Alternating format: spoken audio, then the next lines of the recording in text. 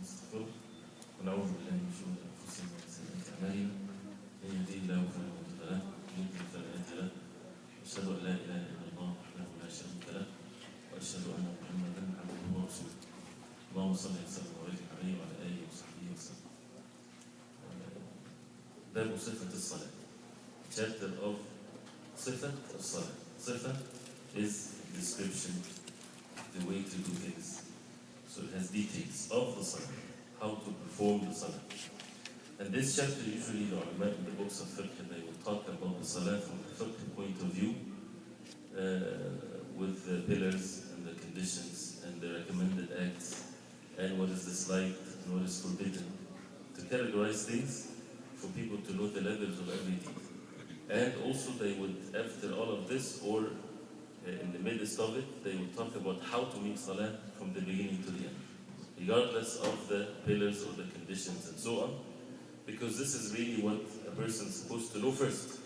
We're supposed to learn how to make Salah. When someone embraces Islam or someone is teaching someone the Salah, you don't teach them first the conditions and the pillars and so on. Of course, you teach them how to make wudu and purification and so on. But when you're teaching the Salah, you teach the Salah how to make Salah. You start by this, you end by this. And then after that, you would explain what is a pillar, what is not a pillar, for what reason. If the person miss something in it, does he need to make the Salah over again? Or if he forgets something, the sahu of it, how to fix it and things like this. So it's very important to know the difference between one act and the other. And also, it's very important that we know how the Prophet ﷺ used to make the Salah from the beginning to the end.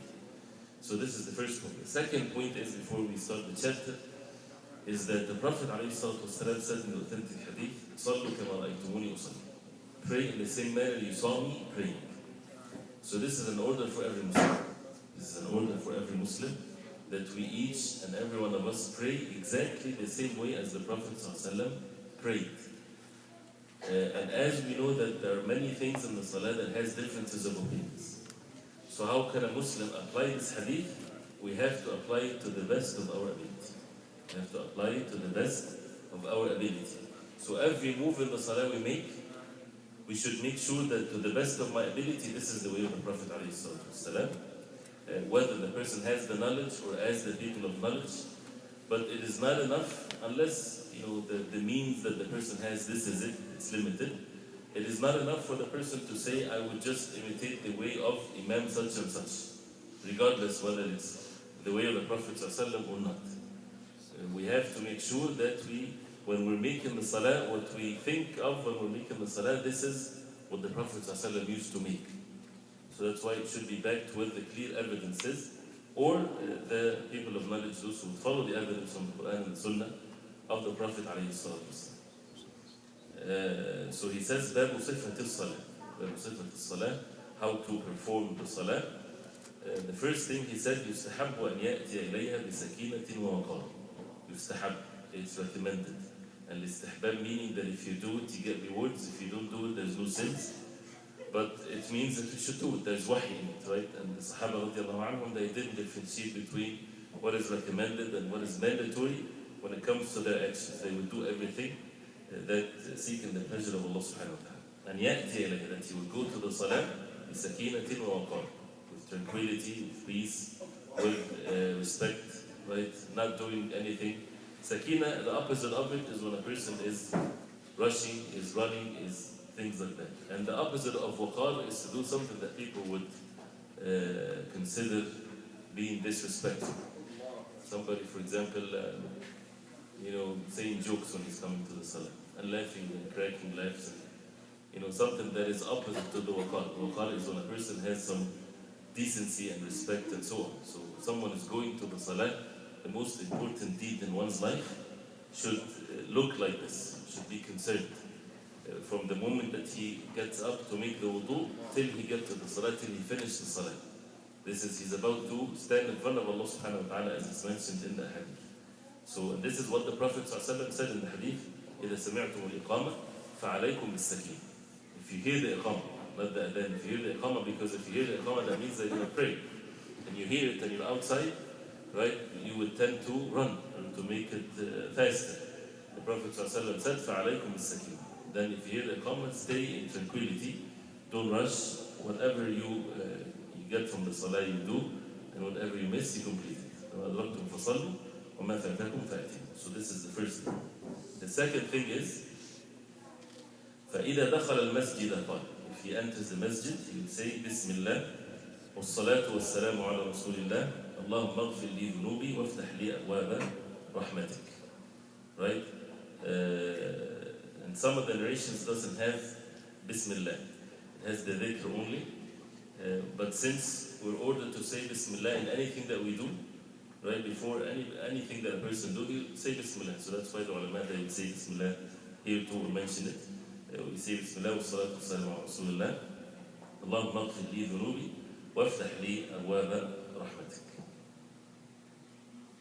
And also in another narration of Muslim, Allahumma aftah li abwaba rahmatik wa idha kharaja, when he goes out, فليقل اللهم إني أسألك من فضلك ومن أسألك من فضلك اللهم افتح لي أبواب رحمتك والله open the gates of your mercy on me. This is when a person enters, because he's about to be subjected to the mercy of Allah subhanahu wa ta'ala. And as we said before, this is the place of the mercy. If you really want to have the mercy, right, this is the places where the mercy of Allah subhanahu wa ta'ala is in the jama'ah, in the salah. And we give the example that if you go to the market and you're seeking from the market something that the market doesn't have, you're wasting your time. So if a person wants the mercy of Allah subhanahu wa ta'ala, the mercy of Allah subhanahu wa ta'ala, he won't find it in the places of forgetfulness, the places of sins. It's in the places where the remembrance of Allah subhanahu wa ta'ala is being established. وَيُقَدِّمُ رِجْلَهُ الْيُمْنَى لِدُخُولِ الْمَسْجِدِ, and he would put forward his right foot to enter the masjid. وَالْيُسْرَى لِلْخُرُوجِ مِنْهُ, and the left foot to leave the masjid. But now the masajid, you would find it in, there's a big door that make you enter a hall, and then the musalla is different. So which one is that you step with the right and you step out with the left, right? And Allah subhanahu wa ta'ala knows best. Of course, the musalla also, a person should try his best that he will go with the right foot, but it's what's considered a masjid. And this would solve many of the issues with buying and selling and what is considered masjid, intermingling between men and women, which is supposed to be forbidden, not just in the masjid, anywhere, right? Especially if people have authority in this. So when the building itself, and as we said, it's referred to the urf of the people. You're considered where you are in the masjid. Even if people within the building, they say, well, this is the masjid and this is not the masjid, right? But if somebody calls you when you're in the hall, inside, you would say, I'm in the masjid. You won't say, I'm in the activity room, right? You would say, I'm in the masjid. This by itself is a proof that this is a masjid. Unless it's a complex or something that's different.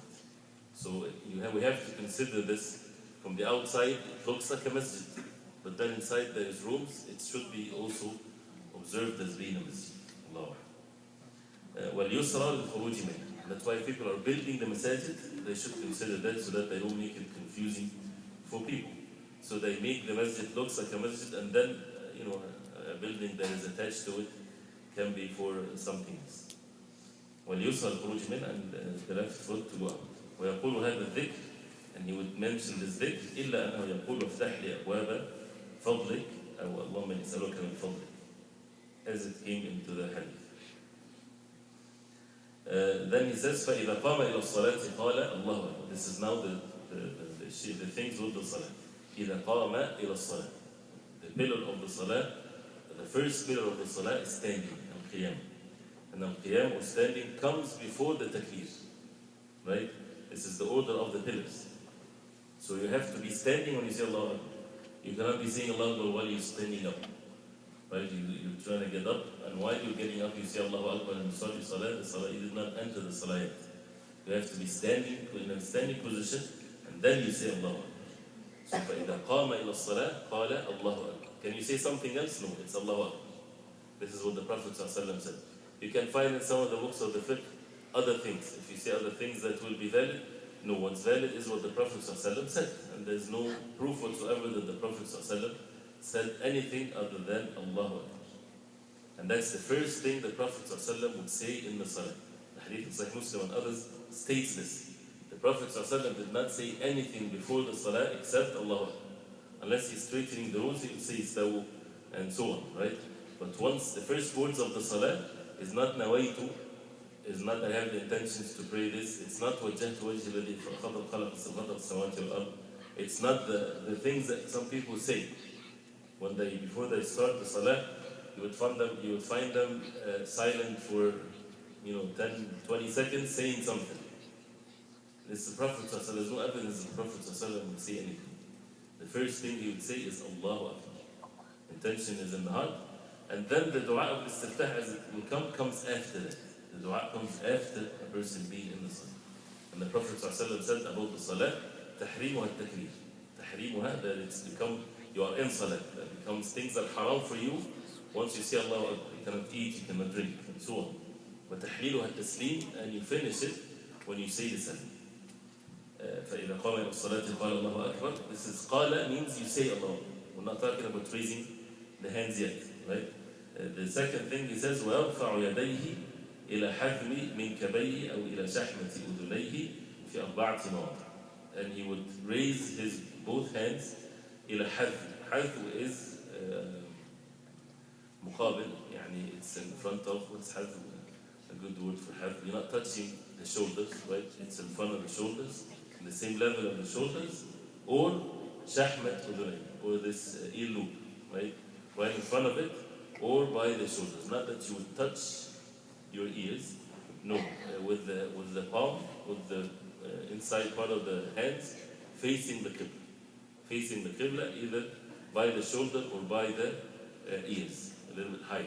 But not like some people, sometimes they do it on the, down there, they do like this, being in a hurry or something.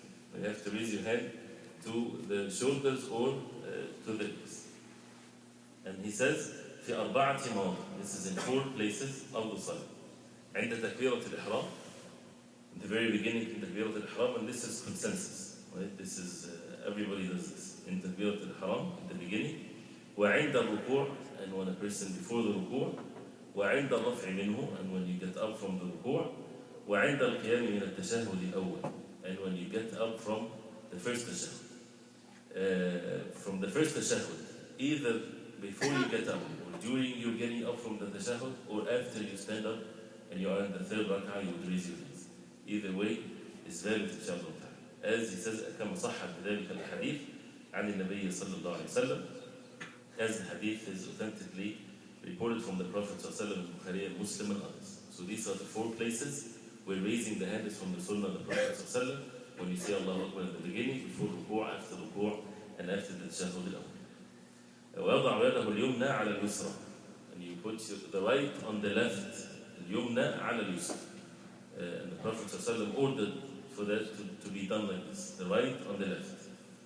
Where to put it? He says, فوق سرته أو تحتها أو على صدره. He says over السرة, the navel, or underneath it, or on the chest, right? And according to many people, they maybe don't know this, but it's not the madhab of Imam Hanifa only that says under the navel. It's also the madhab of Ahmad. Madhab of Ahmad ibn Hanbal, there's a riwayah there that it's under the navel also, right? But when we refer to the hadith, the most authentic hadith, it talks about the sadr, or the chest, right? When it comes to a hadith. Actions of the Sahaba and so on, yes, there is some actions of the Sahaba that they will have it below the navel, and weak hadith, more than one, right? That's why whoever wants to follow the authentic hadith, the most authentic hadith, it mentions a sadr, mentions the chest. So it doesn't matter whether a person is following this madhab or that madhab. When we said we follow the madhab, we follow the principles of the madhab. And that's why one of the great ai*imma of al-Ahnaf, and it was Muhammad ibn Hassan, right? He's the student of Imam Hanifa. He used to put his right on his left on the chest. And he even, maybe inshallah I'll get the poetry one time, he said poetry about it. That he follows Madhab Imam Hanifa, because of that he puts the right on the left on the chest. Because this is the Madhab. Meaning, if he follows the principles of the Madhab. But anyway, so this is the most authentic hadith. But is this an issue where people should fight with each other? Of course not.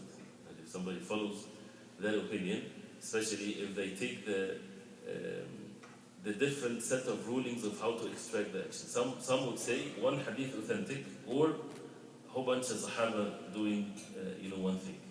Right? They might feel more that this is maybe have more authenticity to it. It depends on what principles you take. Of course, if you refer to the Quran and the verses and so on, and the hadith of the Prophet ﷺ, the hadith is authentic, the matter is finished, it's over. Right? So this is with regard to putting the hand on the chest while standing. ويقول, and then he says, سبحانك اللهم وبحمدك وتبارك اسمك وتعالى جدك ولا إله غيرك. أو غيره من الاستفتاحات الواردة عن النبي صلى الله عليه وسلم. Or to say anything that has been mentioned from the Prophet صلى الله عليه وسلم, what you say after the takbir and before reciting Al-Fatiha. One of which, that's what he mentioned, سبحانك اللهم وبحمدك وتبارك اسمك وتعالى جدك. جدك means from the عظمة, with the might and the power and so on. ولا إله غيرك. Or any of the many dua that is mentioned in this position. ثم يتعوذ. Then يتعوذ means أعوذ بالله من الشيطان الرجيم. And these words, instead of saying, then he says أعوذ بالله من الشيطان الرجيم, say يتعوذ. أو البسملة, say بسم الله الرحمن الرحيم. أو الحوقلة, لا حول ولا قوة إلا بالله. أو التهليل, لا إله إلا الله. تسبيح, and so on. So يتعوذ أعوذ بالله من الشيطان الرجيم, or أعوذ بالله السميع العليم من الشيطان الرجيم, or أعوذ بالله السميع العليم من الشيطان الرجيم من همزه ونفثه ونفثه. All valid. ويبسمل. Then he would say بسملة, بسم الله الرحمن الرحيم. ويقرأ الفاتحة. Then recite الفاتحة. التعوذ is very important because Allah subhanahu wa ta'ala ordered to seek refuge in Allah from the shaitan. Is this in every rak'ah in the salah? Differences of opinion. If a person says it in the first rak'ah, this is valid. If he says it in every rak'ah, mashallah, this is good. But to be said silently if a person is an imam. Don't say it loud. And the basmala has differences of opinion among the ulama, whether to say it loud or say it silent. You have to say it. Imam and ma'moom, the imam have to say it, right, but silently. And it doesn't mean that he didn't say that loud, that means he didn't say it. No, he should say it. You have to say it, but silently, if he takes that opinion. And then the first thing that the people would hear loud is Alhamdulillah Rabbil Alameen. And this is also one of the issues that it's valid. Some people sometimes even they will pray behind someone that doesn't say the Basmala loud, or the opposite. Right? I remember myself, one person came to me and he was so angry that I didn't say Bismillah ar-Rahman ar-Rahim loud in the Salah. He was taking the madhab al-Shafi'i very strictly, right? And you have to say Bismillah ar-Rahman ar-Rahim loud. That means your Fatiha is not valid. That means our Salah is not valid. And he wanted to, as if he's addressing it was after Salat al-Jum'ah too, right? So to make him understand that this is, I said Bismillah ar-Rahman ar-Rahim. Then I realized, which is a good thing to be done, even if you take the opinion, you can say it loud, even if you take the opinion that it should be silent, and something like this so that you don't cause fitna. Or if there's microphones, right, you can say it in a lower voice, but people would hear, so that they don't have doubt, especially if there's no knowledge, or he didn't say it, that means our salah is not valid, things like this. But the more authentic hadith is that the first thing that they would hear from the Prophet ﷺ is Alhamdulillah. ويقرأ الفاتحة. Then recite الفاتحة. ويقرأ معها في الركعتين الأوليين من الرباعية والثلاثية. And to read with the Fatiha in the first 2 rak'ah from the 4 rak'ah salah or the 3 rak'ah salah, surah تكون. So if reciting a surah after the Fatiha or something from the Quran. Although the most of the way of the Prophet ﷺ, that whenever he would start a surah in the salah, that he would finish it. Right? And he, alayhi salatu wasalam, many times that he would start a surah and he won't finish it. Right? So both ways are valid. Right? And that's why it's better to use the surahs towards the end of the Quran more in Salat al-Fard, so that people will be able to finish the surah. That's why al-Mufassal, which starts from Surah Qaf, some said from al-Hujurat, but most from Qaf till the end. This is the most of the surahs that the Prophet ﷺ would use frequently in the Salah. Right? And he would, as he says, في الفجر من طوال المفصل. In Salat al-Fajr, he would recite alayhi salatu wasalam from the long surahs of al-Mufassal. Qaf, al-Dhariyat, al-Tur, and so on. And وفي المغرب من قصاره, in the Maghrib from the short surahs of Al-Mufassal, but not necessarily that all the time like this. And some of the Sahaba, they condemned someone that was all the time at Maghrib reciting the short surahs. Some people think that Maghrib has to be with the short surahs. This is not something that has to be this way. And the Prophet ﷺ prayed al-Maghrib with Surah Al-A'raf. Right? Surah Al-A'raf is a long surah, and the Prophet ﷺ recited in it, Surah Al-A'raf in Salat al-Maghrib. I don't know I know one person that he does this once in a while. He would recite Surah Al-A'raf in Salat al-Maghrib, or the long surahs. One of the Mashaykh, mashallah, you go to the Salah, and this is it's a meaning that we're missing. And this is something that you would find, especially if people are into matters of the Deen. You would go to the Salah with the intentions that you're going to worship Allah subhanahu wa ta'ala. Right? You're not going to get the sin off of your back. Right? It's a big difference between making the Salah so that you can finish it, so that you would save yourself from the punishment of Allah subhanahu wa ta'ala, and someone going for the worship of Allah. He wants to worship Allah subhanahu wa ta'ala. So you go and you know that you will stand for some time. Right? And again, for the most part, when a person would find that the Imam is making the Salah long, it's not that people are tired. Unless people have something to do, right? And we have to consider that, of course. But most of the time, it's being bored, right?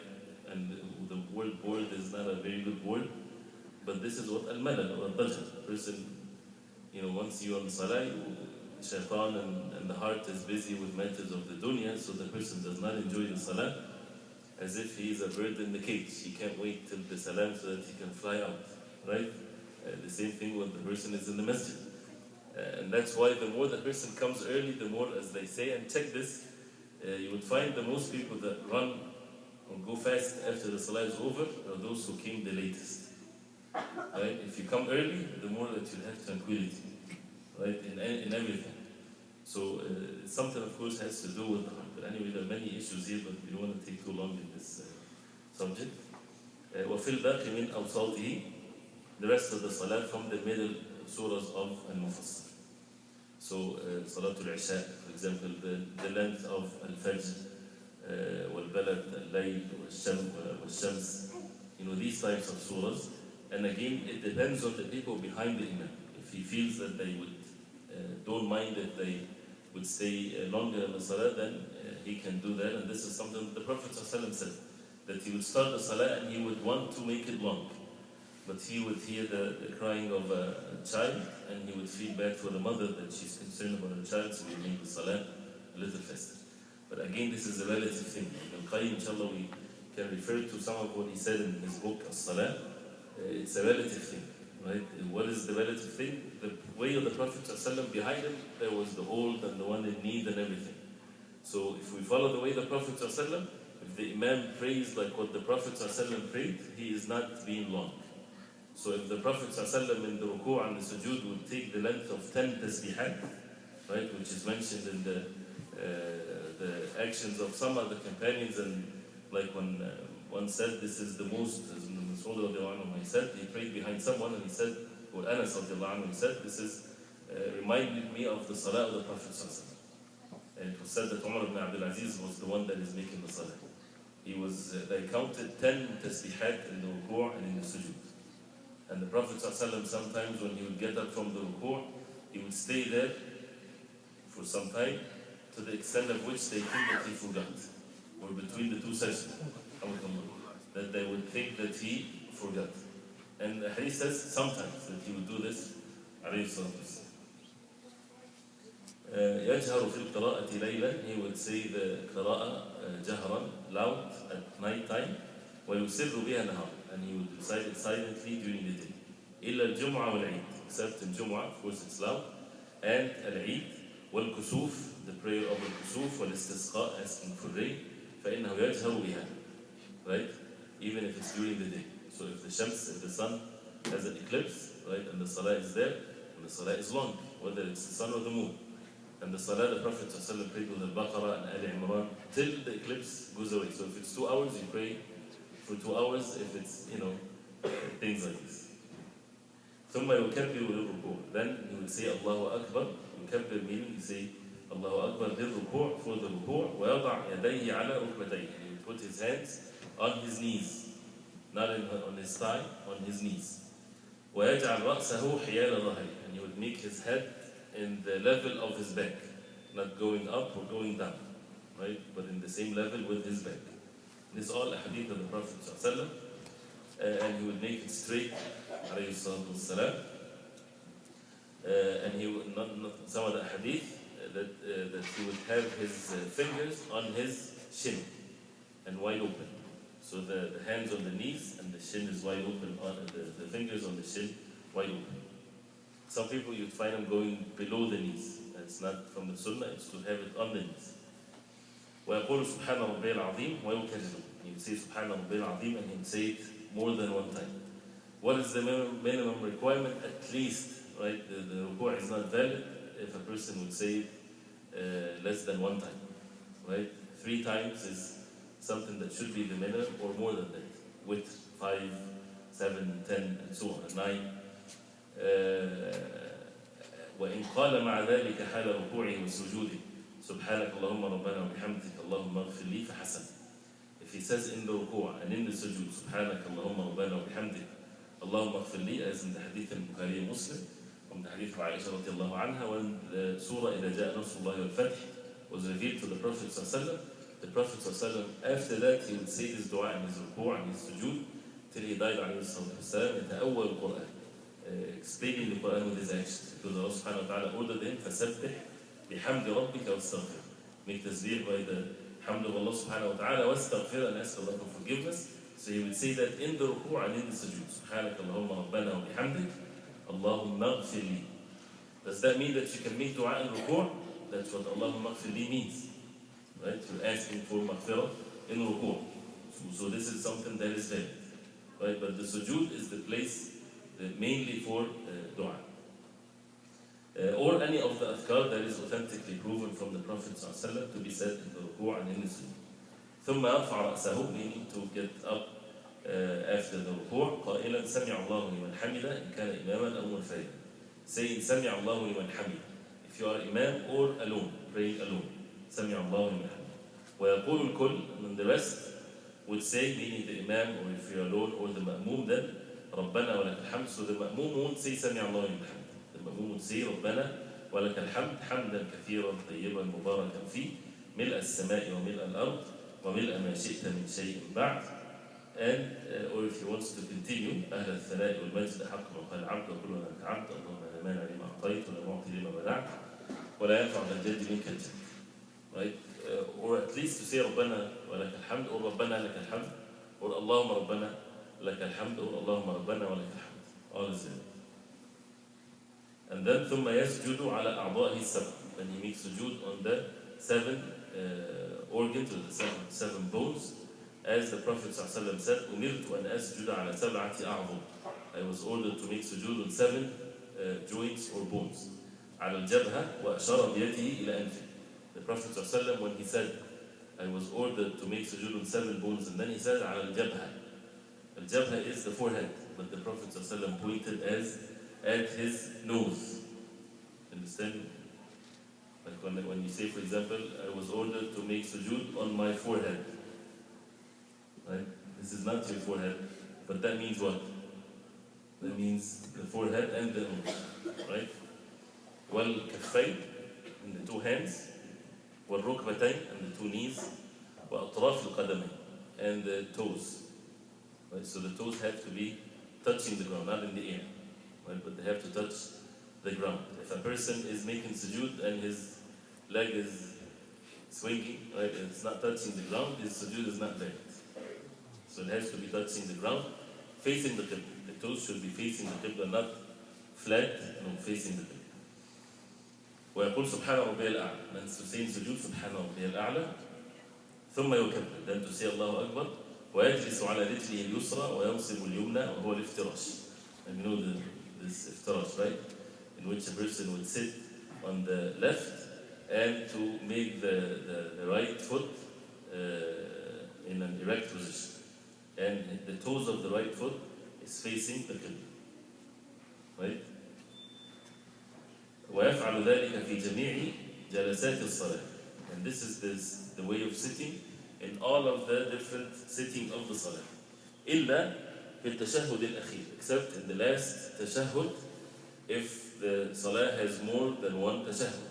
Right? The first tashahhud and the second tashahhud. If the Salah is 3 rak'ah or 4 rak'ah, then in that case is to, in the tashahhud al-akhir, on the last tashahhud, فإنه يتورك. فإنه يتورك, and التورك يقول بأن يجلس على الأرض ويخرج رجله اليسرى من الخلف الأيمن. Like this. So he would sit on the floor, not on his left foot, sit on the floor, and he would get the right foot like this, and also would have the toes facing the Qibla. This is called at-tawarruk. And the Prophet ﷺ would do this in the last tashahhud, not in the first tashahhud, but in the last tashahhud. So it's not to be done in Salatul Fajr or the 2 rak'ah. ويقول رب اغفر لي وارحمني واهدني وارزقني واجبرني وعافني. This dua between the 2 sajda, some of the ulama, they said it's not authentic, and some authenticated it, but the one that is no doubt it's authentic is to say رب اغفر لي رب اغفر لي. There's no harm if a person would say this, because some of the ulama authenticated it. رب اغفر لي وارحمني واهدني وارزقني واجبرني. واجبرني is when a person is broken and you're fixing it. وعافني, and to protect me from all harm. ثم يسجد الثانية كالأولى. Then he makes the second sujood like the first one. ثم, and of course he didn't mention that the arms should be away from one's side, unless a person is ma'moom behind the imam and of course the line is together, so that not to harm the one next to you. Right? So in the Salah, if you're alone or the imam, to make the arms away from the side. And not to have the chest or the stomach touching the thigh, away from that, but not too much. ثم ينهض مكبرا على صدور قدميه. Then to get up, saying مكبرا, saying الله أكبر على صدور قدميه, without touching the ground. This is what he says. Or the other opinion that a person would either sit for جلسة الاستراحة, to sit and then get up, or to get up without sitting, but to use one's hand to help to get up, or without it. It's both. It's not opposite differences of opinions. It's something that the Prophet ﷺ, you can see that he did this sometimes and he did this sometimes. Those are the evidences of the Prophet ﷺ. ثم يجلس للتشهد الأول, then he would sit for the first tashahhud. وصفته, this is how the tashahhud الأول, التحيات لله والصلوات والطيبات. التحيات لله is when a person says التحيات لله, that means all praises to Allah subhanahu wa ta'ala, and also والصلوات والطيبات, and the praise and all means of purity. السلام عليك أيها النبي ورحمة الله وبركاته. You say it like this. Someone said that the Prophet ﷺ is not there, so how can you say السلام عليك? Can you then say السلام على النبي? No, you say السلام عليك أيها النبي ورحمة الله وبركاته. And those who said that after that, after the Prophet ﷺ, you should not say السلام عليك. The Sahaba radiallahu anhum, when they were taught to do this, some of them will be traveling and you still say السلام عليك أيها النبي. And it's when you say this as if you are witnessing that the Prophet ﷺ is the one that, because of him, the people are following the truth and they are on this great ni'mah from Allah subhanahu wa ta'ala. ورحمة الله وبركاته. السلام علينا وعلى عباد الله الصالحين. أشهد أن لا إله إلا الله وأشهد أن محمدا عبده ورسوله. This is in the first tashahhud. Should you continue? Allahumma salli ala Muhammad wa ala Muhammad. There's differences of opinions, right? The Jumhur, majority of the ulama, that you don't, that you get up after you say this. But the other opinion, which is, of course, it's a very strong opinion, is to continue, because there's no clear evidence that the Prophet ﷺ, they said that he would not say it, right? So either way, alhamdulillah, is good. If a person is behind the imam, if the imam doesn't say it, then if the imam was quick in the tashahhud al-awwal, then you follow him. If they stay more, then you finish the whole tashahhud. ثم يكبر, then to say Allahu Akbar. ويصلي باقي صلاته بالفاتحة في كل ركعة. And he prayed the other two, the last 2 rak'ah or the last rak'ah, with the Fatiha only in the rak'ah. ثم يتشهد. But what if you're behind the imam and the imam is taking more time? Should you recite the Fatiha and to be quiet? No. Then recite Quran. ثم يتشهد التشهد الأخير, to say the last تشهد وهو المذكور. And this is what we said. ويزيد على ما تقدم, and you add to what is being said. اللهم صل على محمد وعلى آل محمد كما صليت على إبراهيم إنك حميد مجيد وبارك على محمد وعلى آل محمد كما باركت على آل إبراهيم إنك حميد مجيد. And then to say أعوذ بالله من عذاب جهنم ومن عذاب القبر ومن فتنة المحيا والممات ومن فتنة المسيح الدجال. The four things that the Prophet ﷺ used to teach the Sahaba, make them memorize it like they memorize the tashahhud, to seek refuge in Allah from these four things: from the punishment of the hellfire, from the punishment of the grave, from the fitna, the trial of this life and death, and from the trial of the Masih al-Dajjal, the Antichrist, which shows the importance of these things to be protected from. وَيَدْعُ اللَّهَ بِمَا أَحَبَّ, and then to make dua with whatever you like. And of course the best is to say things that the Prophet ﷺ used to say after the tashahhud, before the salah. And there are many of these ad'iyah, and it's a very virtuous time for the dua at the end of the ibadah. And this is the same where at the end of Hajj, at the end of the night, that the person is making the night prayer, the blessings of the ibadah that the person did, that Allah gave him the tawfiq and the help that he is about to finish the ibadah. Not everybody has this mean, right? So a person to, as the Rahman, mercy from Allah subhanahu wa ta'ala, then the dua is accepted because you already had elevated your iman by the will of Allah. And when we think of this, what is the things that prevents the person from the dua to be accepted is the sins.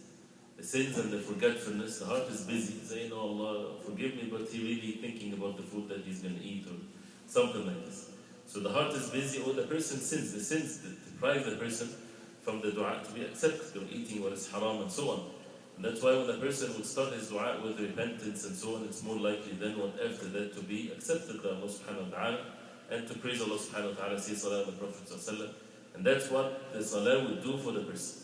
If a person is truthful in every word he says in the salah, from the beginning of the salah, his sins are forgiven by the will of Allah. His life is totally changed every time he makes salah, because he's renewing his covenant with Allah subhanahu wa ta'ala. He is stating these great facts, and that he is worshipping Allah subhanahu wa ta'ala in humbleness and the love of Allah and the mercy of Allah and so on. So he is more likely to have his dua accepted than at the end of the salah.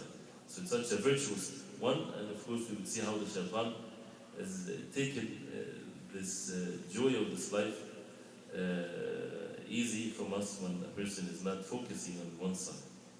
Then ثم يسلم عن يمينه وعن يساره. Then he makes salam to the right and to the left.